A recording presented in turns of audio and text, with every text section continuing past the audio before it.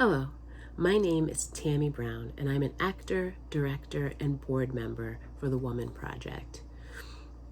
I've been thinking a lot lately about who it is that's on the front lines of this current global health crisis.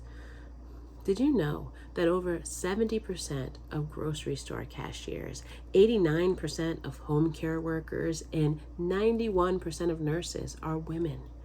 Women are working hard every day to keep our communities safe, and yet we're being left behind when it comes to the response to COVID-19.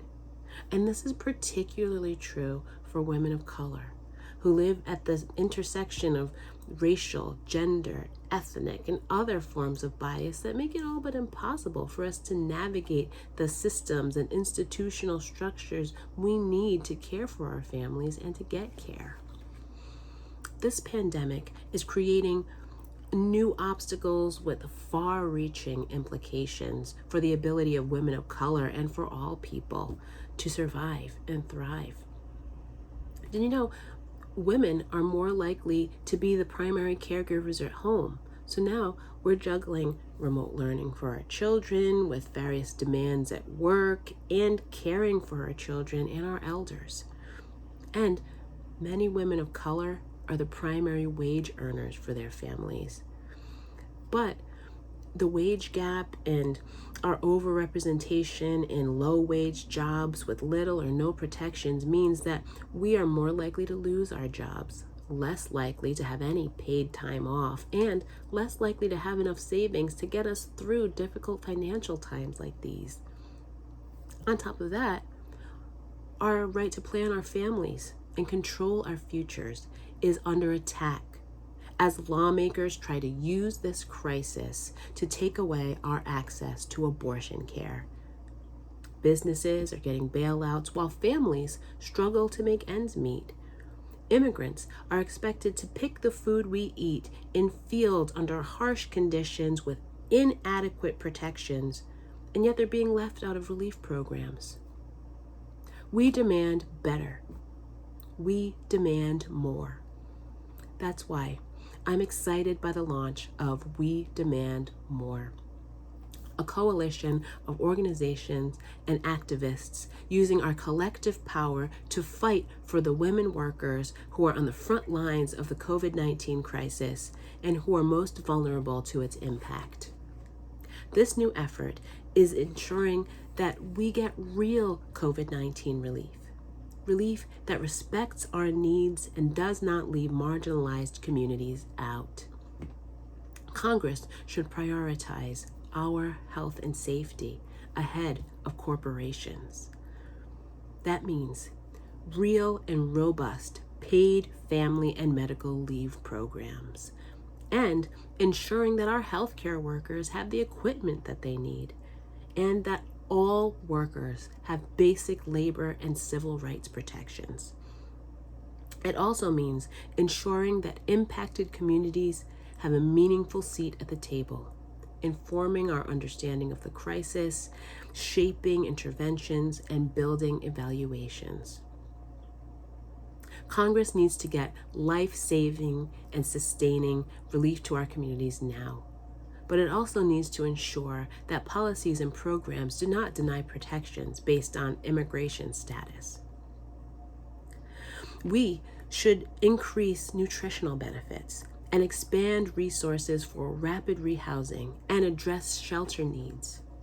We need to provide additional assistance to prevent homelessness, especially for survivors of domestic and sexual violence.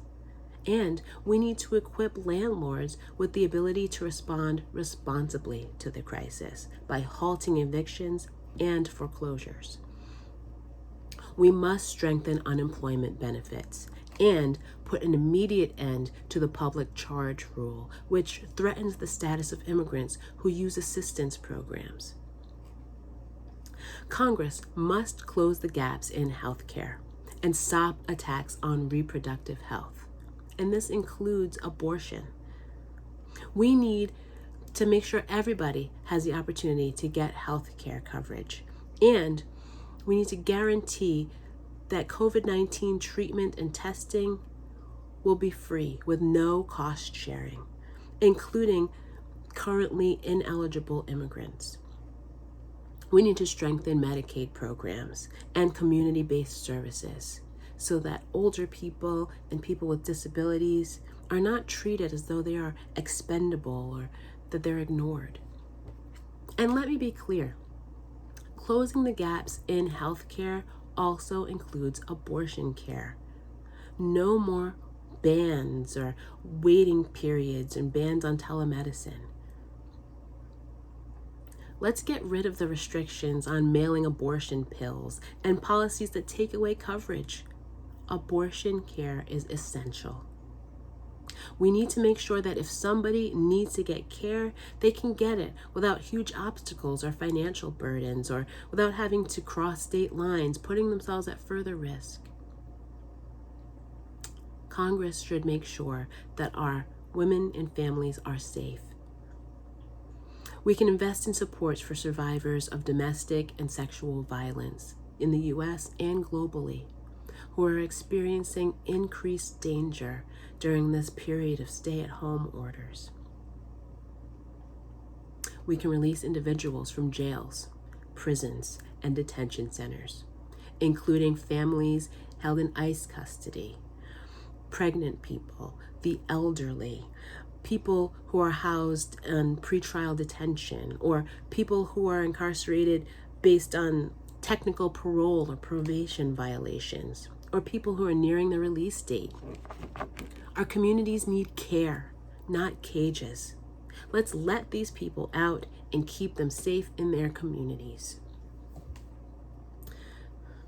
What is clear is that although this virus doesn't discriminate, its impacts reflect and amplify centuries of discrimination. We must do better. We must demand more. We will continue to speak up and speak out for the changes that our communities and our families need. I hope you'll join us. For more information, please go to www.wedemandmore.org. Thank you for listening. Wishing you all the best in these difficult times. We will get through this together.